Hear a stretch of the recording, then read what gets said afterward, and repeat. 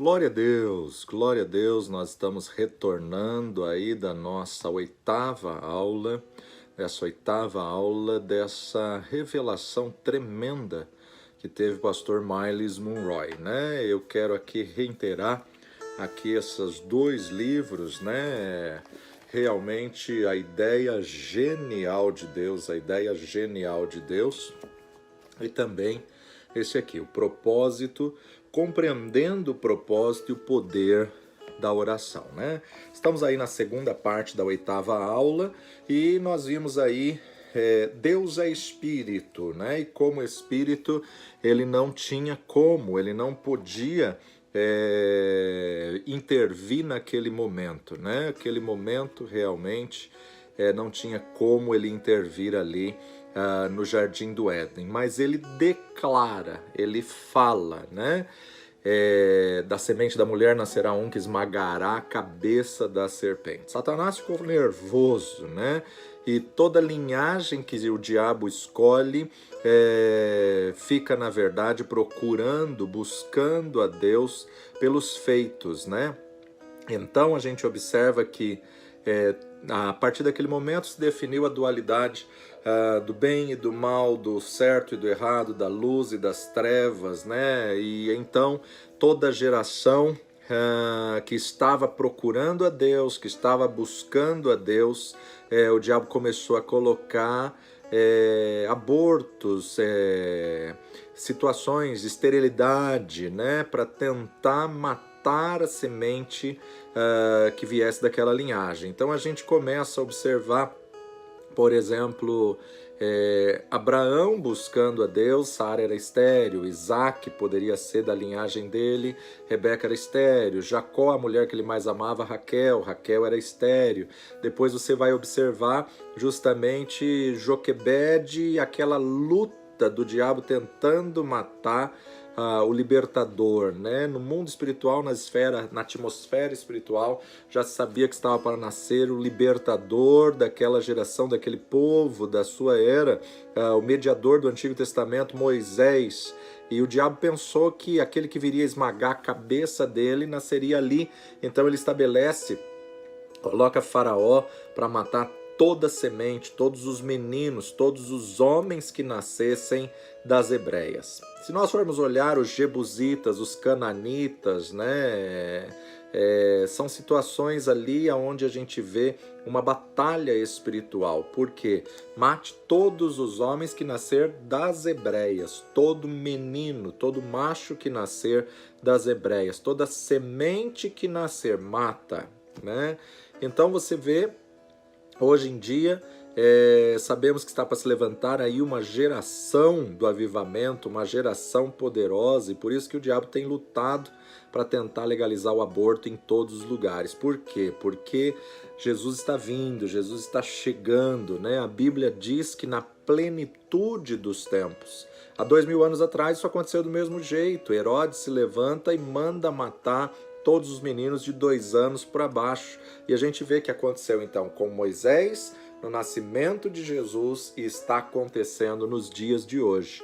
3 períodos, 3 tempos, né? Jesus vem na plenitude dos tempos e Herodes agora, não mais Faraó. Faraó foi na situação de Moisés. Herodes agora fica furioso porque um rei nasceu e quer manda matar todos os meninos. E aí José pega Maria e tem que fugir para o Egito, para que se cumprisse a profecia do Egito, te chamei meu filho, né? Então a gente observa aí, passam-se os anos, né? Depois dessa situação que a gente observa na questão de Adão e Eva, passa-se 4.000 anos, e aí como se Deus viesse a Maria, e Deus dissesse a Maria, Maria, você está pronta? Isaías viu em espírito o plano de Deus. Isaías disse, eu vejo um sinal, mas quem vai crer na minha pregação? Ninguém vai crer na minha mensagem. O que eu vejo, ninguém vai acreditar. Quem deu crédito à nossa pregação? Eu vejo uma virgem concebendo e dando à luz a um filho, e o seu nome será Emanuel. Emanuel. Emanuel é uma junção de 3 palavras, dentro de, man, homem, raça humana, El, Elohim. Então, Emmanuel significa o Deus Emanuel dentro da raça humana, dentro de um boneco de barro, dentro do corpo humano. O Deus, o Verbo que vestiu-se de carne, o Verbo encarnou-se. Deus, o Verbo Todo-Poderoso, dentro de um corpo humano, que traduzido, transliterado, ficou como Deus conosco. Isaías diz, eu vejo mais detalhes, a nós vai nascer um filho, mas o filho vai nascer, né? Então a gente observa aqui que Deus envia seu filho ao mundo, né? A nós nascerá um filho, mas o filho vai ser dado. Somente uma criança nasce, mas o filho é dado. Por quê? Porque na verdade Christos sempre existiu. Cristo sempre existiu. O que é Cristo? Cristo é um ungido de Deus, né?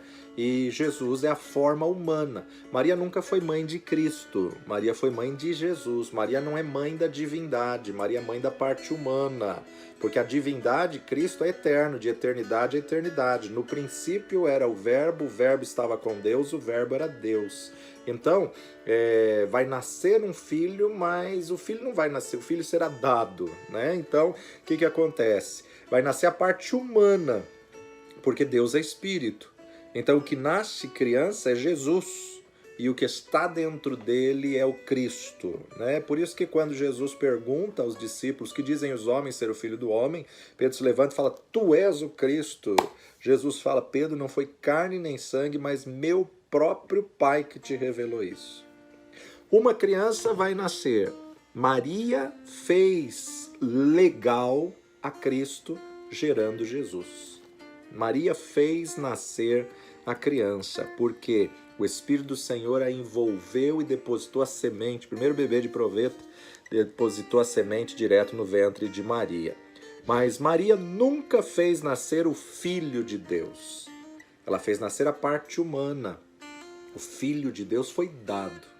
A criança, o corpo, a matéria feita de carne e sangue, que foi gerada no ventre dela, é a forma humana, é o que deixou Cristo legal na terra, o corpo de Jesus. Por isso que Satanás não confessa que Jesus veio em carne e sangue. Por isso que o diabo nunca vai dizer que Jesus veio em carne e sangue. Porque o que deixa Deus legal na terra é Jesus vir em carne e sangue. Então, esse Filho de Deus, que é na plenitude do Espírito de Deus, Maria deu à luz à criança, Maria deu à luz à forma humana. Mas Deus deu o seu Filho, que é o Verbo, Cristo. Maria fez legal o Filho de Deus na terra através do corpo que foi gerado em seu ventre. O mistério de Deus e os anjos, né? Teu nome será Jesus, Yeshua, Salvador. Mas não deu nome ao Filho. Ali ele deu o nome de Jesus, deu o nome de Emanuel, porque Cristo foi revelado pelo Pai a Pedro lá na frente. Então o Filho é Cristo. Cristo nunca nasceu. Cristo é eterno. Maria não é mãe de Cristo. Maria é mãe de Jesus. Então, Cristo nunca nasceu. Ele é eterno. No princípio era o Verbo estava com Deus e o Verbo era Deus. Somente deu o nome à criança, a parte corpórea, o corpo de Jesus, Jesus, nome Jesus e o nome Emanuel. Mas Deus já tinha dado nome para o Filho, que é Christos, ungido de Deus, o Eterno. Jesus é a casa legal. Temos falado que o corpo é a casa do Espírito e da alma. Jesus é a casa legal do Deus, do Verbo encarnado, né? Jesus fez Cristo legal na terra. Jesus fez Deus vir em carne e sangue. Ele é a revelação do Pai na terra. Jesus fez Cristo legal. Então o corpo, a criança, fez o ungido de Deus legal nessa terra. A oração, então, ela é necessária porque Deus não pode fazer nada na terra sem a permissão do homem. Então por que oramos? Oramos para saber o que Deus quer fazer. Oramos para entender a vontade de Deus. Porque o humano, ele tem um corpo e ele é autoridade na terra. Os céus são os céus do Senhor, mas a terra ele a deu aos filhos dos homens. Então você como humano, você é o agente mais poderoso na terra. Agora você precisa submeter a sua alma ao Espírito para entender o que Deus quer fazer. Você tem carne e sangue, você está num corpo. No corpo desta carne você é legal nessa terra. Por isso que quando você perde o corpo, você tem que sair dessa terra. E vai para onde? A alma vai para onde você decidiu dentro do corpo, aonde você quer passar a eternidade. Se você passou pela porta que é Jesus, a alma já vai para o paraíso. Se você não aceitou Jesus como Senhor e Salvador, quando você deixar esse tabernáculo, essa carne, essa roupa da alma e do espírito, vai direto para o inferno. Então, na verdade, nós vemos que uma vez que foi para o destino, não volta mais para essa terra. Por isso que a palavra de Deus diz, ao homem está ordenado morrer uma só vez, vindo depois disso o juízo. Cada um só tem uma oportunidade de viver. É onde a palavra de Deus nos mostra que não existe reencarnação. Quando você morre, o corpo é pó, volta ao pó. O espírito volta a Deus e a alma vai para o destino. Por isso que o espírito está pronto, cuidai para salvar a vossa alma. Quando você morre, você está presente com o Senhor. Por quê? Porque o teu corpo te mantém legal aqui nessa terra, mas o corpo é limitado. Você só pode ir até onde o corpo levar. Então a oração é o homem entendendo o plano de Deus e dando licença a Deus para interferir nas coisas da terra. A oração é o homem dando licença a Deus para intervir nas coisas dessa esfera humana que Deus deu ao homem poder, domínio e autoridade. Por isso que a vontade de Deus é que o reino dos céus seja estabelecido nessa terra. Por isso que a nossa oração tem que ser: venha a nós o teu reino, seja feita a tua vontade na terra, assim como ela já é nos céus. Nos céus ele já é Senhor, nos céus já está tudo sobre ordem, nos céus já está tudo debaixo do domínio do nosso Senhor, e agora nosso papel é fazer isso na terra, debaixo da hierarquia de Deus, debaixo aí dessa ordem que Deus criou, espírito, alma e corpo. Se eu tiver nessa ordem, o espírito vem habitar no meu espírito e eu entendo o que Deus quer fazer. Então a oração é o homem dando licença a Deus para vir na terra fazer a sua vontade. Deus não pode fazer nada na terra sem a permissão do homem, sem a ação do homem, porque ele é espírito. E você que é corpo tem que estar alinhado com ele para fazer o que está no centro do coração de Deus, a vontade boa, perfeita e agradável. Então a oração é você entendendo que o plano de Deus para legalizar na terra, na esfera matéria, aquilo que Deus quer fazer. Deus disse: a cidade está cheia de crime, os políticos são corruptos, muitos pastores são corruptos, sacerdotes corruptos. Estamos vivendo um período de anarquia, de violência, de assassinato, de corrupção, de pobreza, de miséria, de promiscuidade, de prostituição. E Deus diz: eu quero curar a cidade, eu quero mudar as nações, eu quero arrumar a nação. Mas Deus diz: se o meu povo, que se chama pelo meu nome, se humilhar, se orar, se buscar a minha face, se converter dos seus maus caminhos. Deus quer fazer, mas o povo precisa se alinhar. Por quê? Porque o homem que é legal na terra, muitas pessoas questionam, né? Se Deus é onipotente, por que ele não muda? Ele não muda, ele não conserta, porque ele precisa de humanos para fazer isso, porque ele é espírito. Então, muitas pessoas não entendem. Se ele é onipotente, por que ele não pode? Porque ele deu ao homem a terra. Os céus são os céus do Senhor, mas a terra ele a deu aos filhos dos homens. Então se o meu povo se humilhar, se orar, se buscar a minha face, se converter dos seus maus caminhos, se o meu povo que se chama pelo meu nome. Então temos que chamar pelo nome dele, temos que orar, clamar, até ele nos dar a direção. Aí eu virei dos céus, perdoarei os seus pecados e sararei a sua terra. Deus quer curar a nação, mas ele só pode vir curar São Paulo, curar o Brasil, se o povo se posicionar e se colocar à disposição para Deus agir através de si. Oração, Deus pode curar qualquer pessoa, mas Deus diz, você impõe as mãos e eu curo. Eu preciso de um humano para essa conexão, eu preciso de uma permissão. Por isso que é imporão as mãos sobre os enfermos e serão curados. Então a igreja é os pés de Jesus nessa terra. A igreja é as mãos de Jesus nessa terra. A igreja é a ação de Deus nessa terra. O que é o reino? O reino é a forma de Deus agir. Deus diz, Moisés, eu ouvi o clamor do povo e está na hora de tirá-los do Egito e libertá-los. Eles já estão muito tempo na escravidão, já se cumpriu a palavra que eu disse a Abraão, 400 anos se passaram. Eu sou Deus, eu tenho todo o poder, eu sou o que sou, eu sou Jeová, o Todo-Poderoso. Eu criei os céus e a terra, eu criei o universo. E Moisés diz, então, Senhor, por que o Senhor vem a mim? Vai lá e liberta eles do Egito. Peraí, Senhor, se o Senhor é o Todo-Poderoso, Moisés, você não entendeu? Eu tenho todo o poder, mas é você que tem a licença.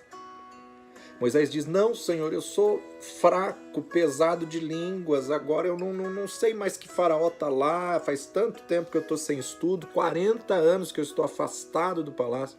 Deus diz, eu não me importo, eu sei que você é humano, eu só preciso de um humano que vá lá e diga a faraó, deixa meu povo ir. E Moisés diz, Deus, eu não sei falar. Deus diz, eu não me importo. O que importa é que você é humano e eu preciso de um humano.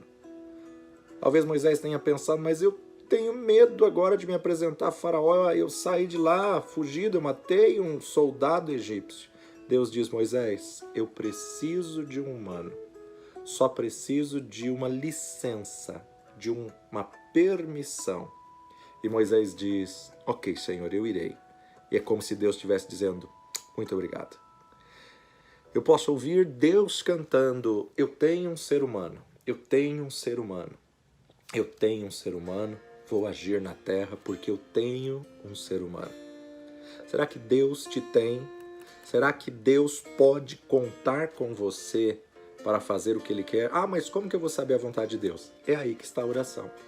Precisamos orar para saber o que Ele quer que nós façamos nessa terra. Deus diz, Moisés, eu vou te dizer o que você tem que falar. Eu vou fazer tudo o que você quiser, Senhor. Pode falar. Só que Ele tem que orar. O que Deus disser precisa passar pela boca de um humano. Lembra do profeta que Deus leva ao vale de ossos secos? Deus diz, Ezequiel, poderão viver esses ossos? Senhor, tu sabes. Se eu sei, então profetiza. Deus pode fazer viver, mas ele precisava de um humano que profetizasse. Olha que coisa tremenda. A vida e a morte estão no poder da língua. Deus olha para Moisés e Deus diz, Moisés, vai lá e diga a faraó, deixa meu povo ir. Moisés fala, ok, Senhor, sim, Senhor. Mas olha, Moisés, eu vou endurecer o coração de faraó e ele não vai deixar. E Moisés vai e fala, faraó, Deus está mandando te dizer, deixa o povo dele ir. E Deus olha dos céus e diz para Moisés, ok, Moisés, muito obrigado. Não, Moisés, volta lá e diga novamente, deixa meu povo ir, porque senão eu vou mandar um monte de gafanhotos. Deixa meu povo ir, porque senão eu vou mandar piolhos. Faraó diz, não, eles não vão sair daqui. Tudo bem, então vão vir os gafanhotos, vão vir os piolhos. Deus diz, fale agora, Moisés, que vai vir trevas sobre a terra, que vou transformar as águas em sangue. E Moisés fala, ok, Senhor, eu vou lá dizer o que o Senhor está dizendo. Então a oração é você entender o que Deus quer dizer, o que Deus quer fazer para legalizar um Deus que é espírito numa terra que se move através da matéria, que é o corpo. Até chegar ao ponto de Faraó ser espremido ao máximo. E ele, por alguns momentos, diz, tudo bem, eu vou deixar o povo ir. E a hora que retira a maldição, não, mudou a decisão. Então, Deus diz, vai lá, Moisés, fala para os gafanhotos saírem agora. E Moisés fala aos gafanhotos e eles saem. A oração, na verdade, a gente observa o homem entendendo qual é o plano de Deus e agindo sobre o plano de Deus. A oração não muda Deus, a oração muda a nós. A oração é para nós entendermos o que Deus quer fazer. A 10ª praga, na praga da morte dos primogênitos, o faraó, num ímpeto de desespero, fala: tira logo esse povo daqui antes que morra todo mundo. Saíram, foram para um rumo que Deus direcionou a Moisés e, de repente, no fim daquele caminho, estão diante do mar. E olha aquela multidão, só de homens 600 mil, sem contar mulheres e crianças, estimativa de pelo menos 3 milhões de pessoas. Água na frente, exército de Faraó atrás e o povo de Israel no meio. Eles com medo começam a clamar Moisés, e Moisés sabe que eles não sabiam nadar, não dá para passar com toda aquela mudança no meio do mar. O exército está se aproximando, Moisés começa a clamar, vamos, e o povo começa a gritar para Moisés: vamos morrer, o que nós vamos fazer? E Moisés está sentado em uma pedra, clamando a Deus, e Deus diz: por que clamas a mim? Estende a vara e diga ao povo, estenda a vara e fala. Interessante nós observarmos, e eles passam a seco e ele estende a vara, o mar se fecha, leva todos os inimigos ali, os soldados de Faraó ali, morrem, esses inimigos nunca mais verão. De repente Moisés está sentado na pedra e o povo reclamando, murmurando, o povo não para de murmurar, de chorar, se lembrando das coisas do Egito. O mesmo Deus que disse: contempla esses soldados, porque nenhum desses vocês verão mais. Esse tipo de ameaça, de aflição, vocês não verão mais. O mesmo Deus é o Deus que fez sair a água da rocha quando Moisés entendeu o plano de Deus. Isso é o que é liderança. Isso é o papel do líder. O líder faz a declaração daquilo que Deus quer fazer. A Bíblia diz que Moisés foi ao lado de uma árvore e disse: Senhor, você ouviu o que eu disse? E o Senhor disse a Moisés: estranho, por que vens a mim? Por que vens a mim? Foi isso que Deus disse a Moisés. Moisés disse: Senhor, porque nós vamos ser mortos. O Senhor nos tirou do Egito para nos morrer aqui. É interessante a gente entender, o plano e o agir de Deus.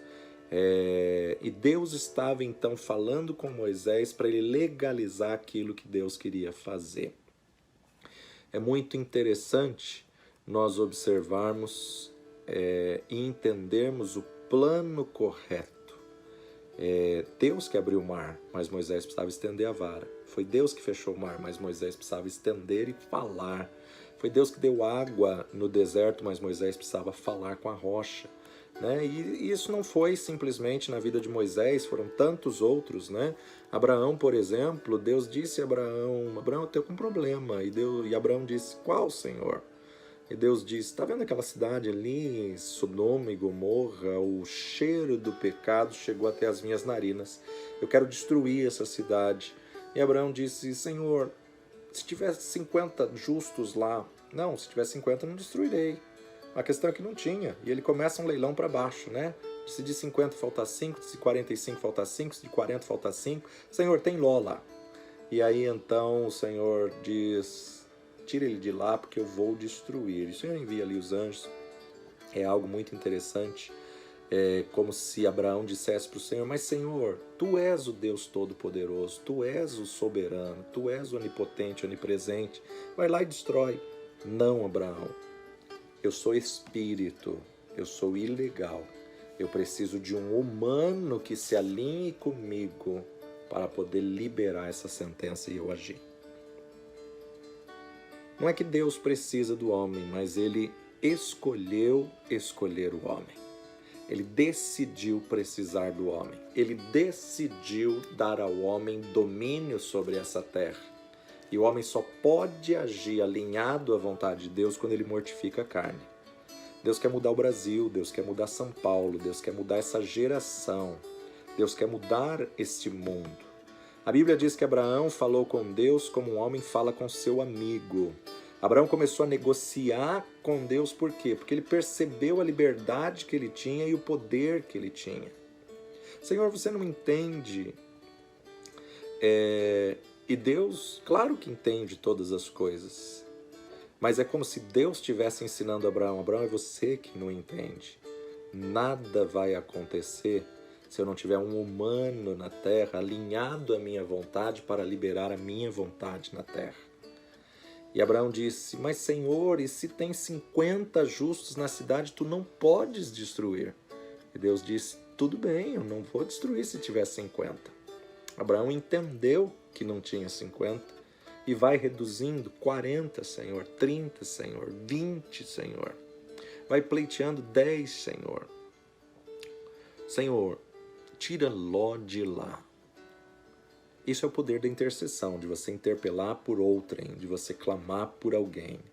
Abraão vai até Sodoma e visita Ló, e é como se ele estivesse dizendo a Ló: Ló, eu estou quase dando permissão para Deus destruir tudo isso daqui. Sai daqui, Ló, pega a tua família, porque eu vou dar licença a Deus para ele poder destruir isso tudo aqui.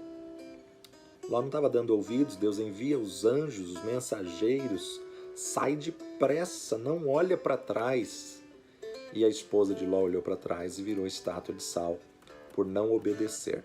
Por isso a importância tão grande da obediência. Obediência irrestrita à palavra de Deus. Ela se tornou uma estátua de sal, porque ela estava amarrada às coisas do passado, às coisas de Sodoma. Ela estava presa com o coração nas coisas de Sodoma.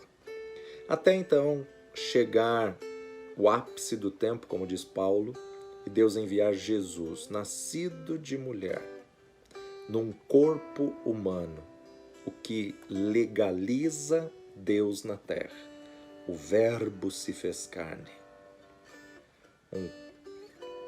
Cristo, a palavra de Deus, o Verbo de Deus, se vestiu de carne. E Lucas capítulo 11, versículo 1, Lucas 11. E aconteceu que, estando ele a orar num certo lugar, quando acabou, lhe disse um dos seus discípulos: Senhor, ensina-nos a orar, como também João ensinou aos seus discípulos. Os discípulos vieram a Jesus e fizeram um pedido muito específico. Por quê? Eles viram Jesus fazendo milagres, eles viram Jesus curando enfermos, eles viram Jesus expulsando demônios, eles viram Jesus limpando leprosos, eles viram Jesus curar paralítico, abrir os olhos de cegos, os ouvidos dos surdos, andar sobre as águas, aquietar o vento e a tempestade, e pedem: ensina-nos a orar. A grande verdade é que eles entenderam que ele só fazia tudo aquilo que ele fazia pelo relacionamento que ele tinha com Deus. Então, uma pergunta impressionante: ensina-nos a orar? Eles não pediram: ensina-nos a abrir o mar, ensina-nos a curar enfermos, ensina-nos a limpar leprosos. A única coisa de todos os 4 evangelhos que os discípulos pediram para Jesus é: ensina-nos a orar. Porque eles entenderam que foi através da vida de oração que esse homem andou sobre as águas. Através da vida de oração que esse homem expulsou demônios. Através da vida de oração que ele limpa leprosos. Através da vida de oração que ele abre a vista aos cegos. Através da vida de oração que ele ressuscita mortos. Por quê? Porque foi o que eles mais viram Jesus fazer.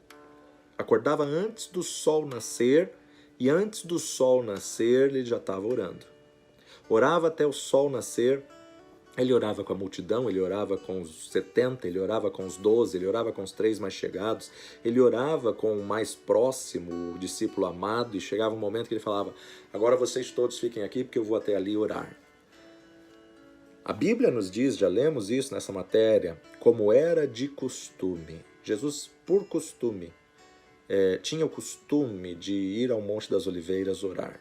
Ele acordava todas as manhãs, antes do dia começar, todas as manhãs, como era de costume, para orar sozinho. Por que Jesus orava tanto? Para saber o que Deus queria que ele fizesse na terra. Nós só podemos separar alma e espírito se formos cheios da palavra e se tivermos uma vida de oração. É através da vida de oração que vai testificar. O Espírito Santo testifica no nosso espírito que somos filhos, mas testifica também a vontade do Pai. Jesus tinha uma vida de oração.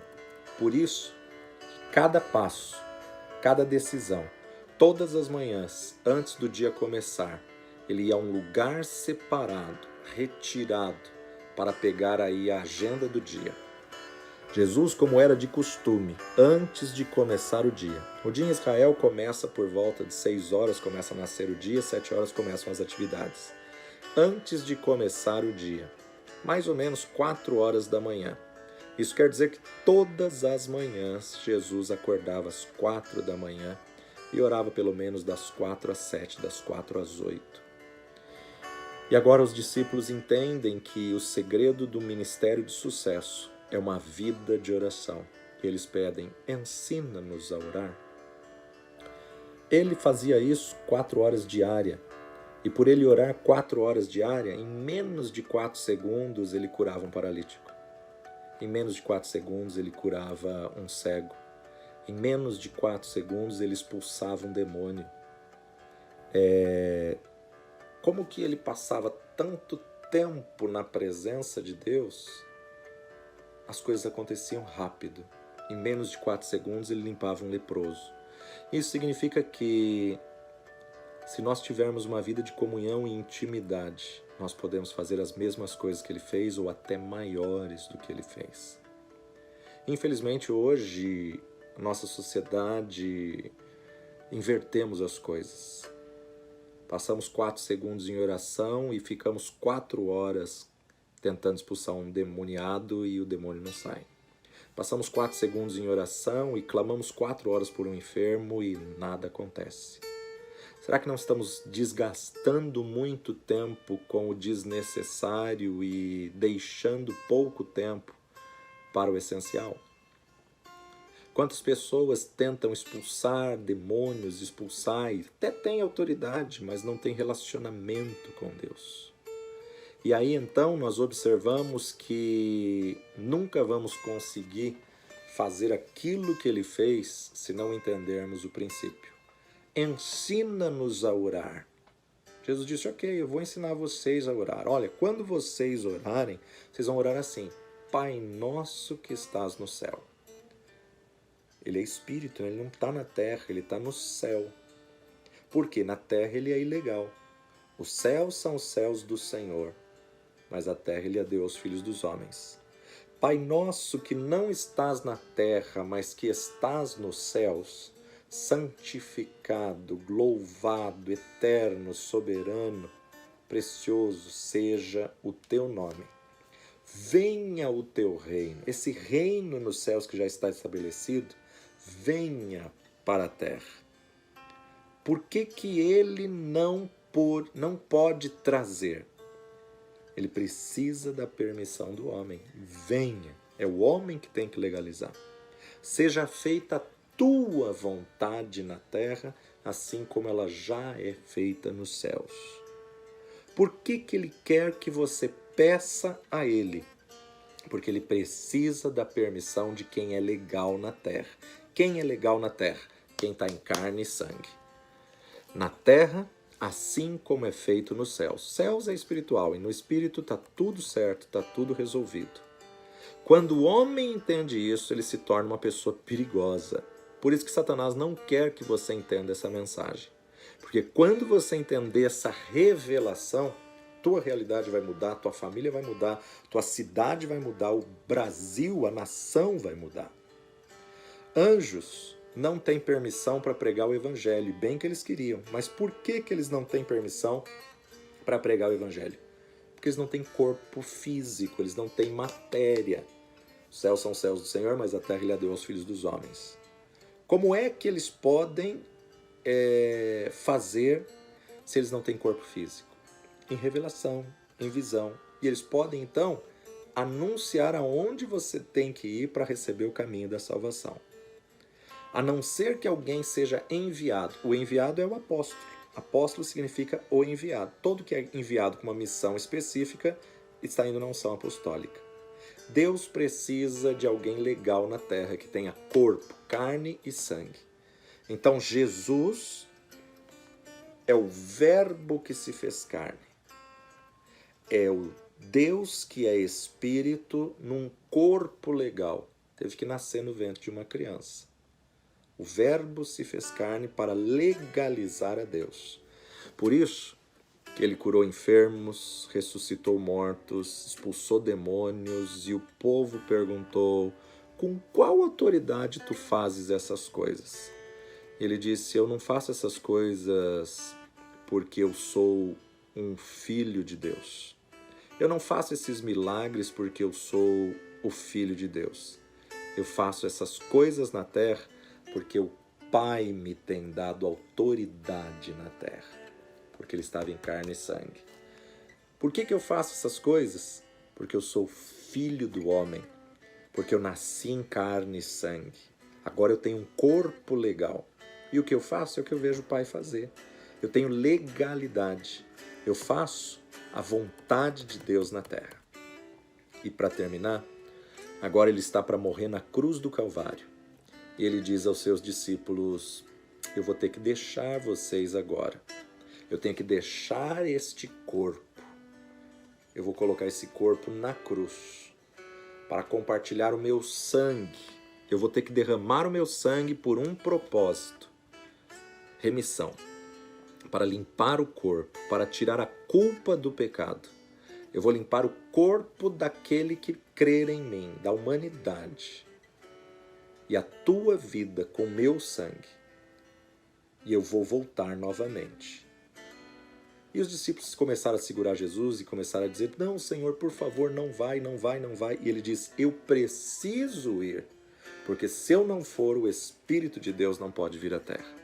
Só que primeiro eu preciso limpar o corpo de vocês com sangue puro, para que o Espírito Santo possa habitar o corpo de vocês. Não, Senhor, não vá, não nos deixe só. Ele diz: eu tenho que ir, para que o Espírito Santo venha e esteja convosco até a consumação dos séculos. Então ele vai para a cruz, crucificam ele, colocam os cravos em suas mãos, também nos seus pés, a coroa de espinhos na sua cabeça, escorre todo o sangue do seu corpo. E Jesus, o Verbo que se fez carne, o corpo na cruz do Calvário, o Cristo dentro de um boneco de barro, dentro de um corpo humano. Então ele toma todo o fôlego para dizer: está consumado. Só que antes de ele ir para a cruz, o corpo tem uma conversa com o Espírito lá no jardim do Getsêmani. E Jesus disse a Cristo: olha só, vamos dividir aqui a parte humana e a parte espiritual. Jesus, o corpo, disse a Cristo, o Espírito: isso vai doer, isso vai machucar, vou sofrer. Tem alguma outra forma disso acontecer? E Cristo diz a Jesus: não, não tem. Isso já estava concordado desde antes da fundação do mundo. E Jesus, a parte humana, diz: tudo bem, seja feita a tua vontade e não a minha. Tudo bem, não seja a minha vontade. Jesus e Cristo, sendo que Jesus mortificou sua alma no Getsêmani, por isso que o corpo conseguiu ir para a cruz do Calvário. Jesus e Cristo vão à cruz, mas na cruz ele vê a separação de Deus quando ele se faz pecado por nós. Na cruz os cravos entram nas suas mãos, entram nos seus pés. O espírito não sente dor, mas o corpo sente. Então Jesus, ele recebeu a dor dos nossos pecados. O castigo que nos traz a paz estava sobre ele. Os nossos pecados estavam sobre o seu corpo físico. Ele foi chicoteado, dilacerado. E Cristo estava falando com Jesus: continue firme, é só mais um pouquinho. Traga todos os pecados, traga todas as enfermidades no teu corpo. Por isso que a palavra de Deus diz: todavia ao Senhor agradou moê-lo. É só mais um pouquinho. Está quase acabando. Pegue todos os pecados da humanidade, aguente firme, é só mais um pouco. Jesus estava gritando e chorando na alma: Deus meu, por que me desamparastes?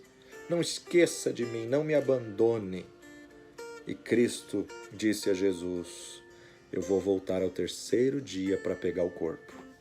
Cristo disse a Jesus: eu vou voltar ao terceiro dia, porque nesse corpo não teve pecado. A Bíblia diz que Jesus expirou e ele liberou Cristo, e Jesus em espírito desce às partes mais baixas da terra. O corpo morreu. Cristo saiu do corpo. Primeiro ele foi às partes mais baixas da terra, ele foi ao inferno. Ele entrou no inferno e o diabo disse: ei, onde você está indo? Você não deveria estar aqui. Você não pode estar aqui, a não ser que tenha um corpo. Lá não.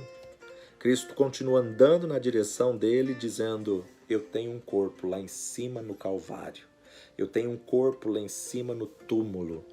E ele disse: mas você não pode vir aqui, você tem que morrer para estar aqui. Somente o pecado pode fazer uma pessoa morrer. Você precisa do corpo, no teu corpo, para te matar, porque o salário do pecado é a morte. Jesus continua andando e continua dizendo: eu me fiz pecado pela humanidade. Eu me fiz pecado por todos eles. Ele trouxe em seu corpo nosso pecado. E ele chega diante do demônio. Ele toma as chaves da morte, do inferno e do túmulo, e ele diz a Satanás: eu voltarei. E ele saiu do inferno e foi para os céus, pegou o corpo do seu ser e colocou ali no santuário e disse ao Pai: está aqui o sacrifício vivo, como cordeiro vivo que tira o pecado do mundo. E Deus Pai examinou o sacrifício e chancelou, dizendo: sacrifício aceito. Sacrifício aceito.